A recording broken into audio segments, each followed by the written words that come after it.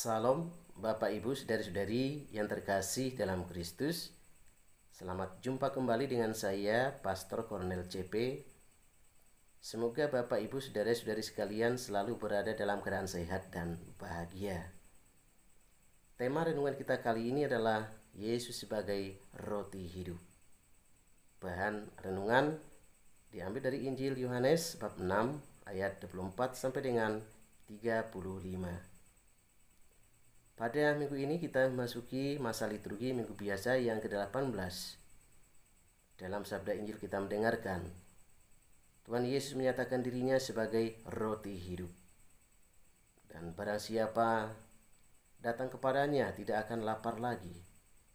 Dan barang siapa percaya kepadanya tidak akan haus lagi. Intinya ialah bahwa Yesus sebagai roti yang hidup yang dapat mengantar manusia kepada hidup yang kekal. Bapak Ibu Saudara-saudari yang terkasih dalam Kristus, dalam menjalankan tugas dan karyanya, Tuhan Yesus diikuti oleh banyak orang dan bermacam-macam motivasi orang mau mengikuti Tuhan Yesus. Ada yang memang dengan rindu sekali untuk mendengar pengajaran Tuhan Yesus yang sangat meneguhkan kehidupan iman mereka.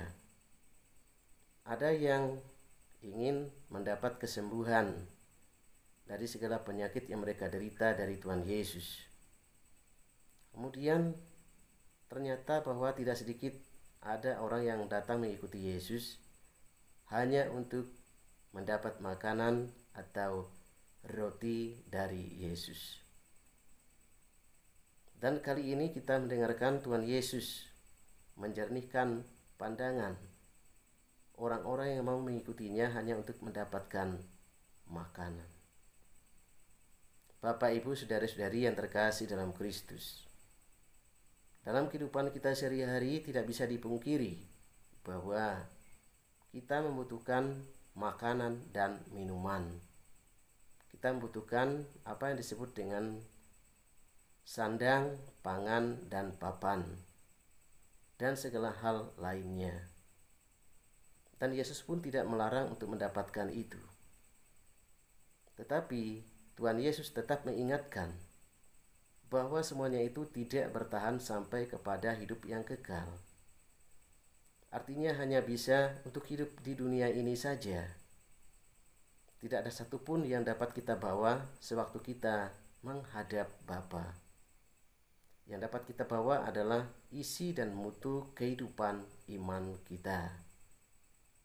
Dan dalam kehidupan kita sehari-hari kita diajak untuk mengusahakan hidup rohani kita yang dalam bentuk makanan yang bertahan sampai kepada hidup yang kekal. Lalu apa yang harus kita lakukan untuk memperoleh makanan yang sampai kepada hidup yang kekal? Tuhan Yesus sendiri menjawab, makanan yang bertahan sampai hidup yang kekal yaitu melakukan kehendak Allah, yakni percaya pada Dia yang telah diutusnya ke dunia. Percaya di sini berarti mau mendengarkan sabdanya, menyerahkan hidup kepadanya, dan tekun melaksanakan sabdanya itu di dalam kehidupan sehari-hari.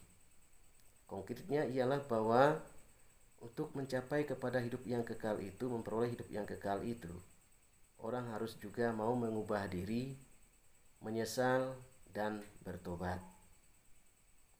Mengubah diri seperti dikatakan oleh Paulus dalam bacaan kedua suratnya kepada jemaat di Efesus, yaitu kita harus menanggalkan manusia lama kita, misalnya kebencian, dendam, iri hati, malas, kikir, dan sebagainya.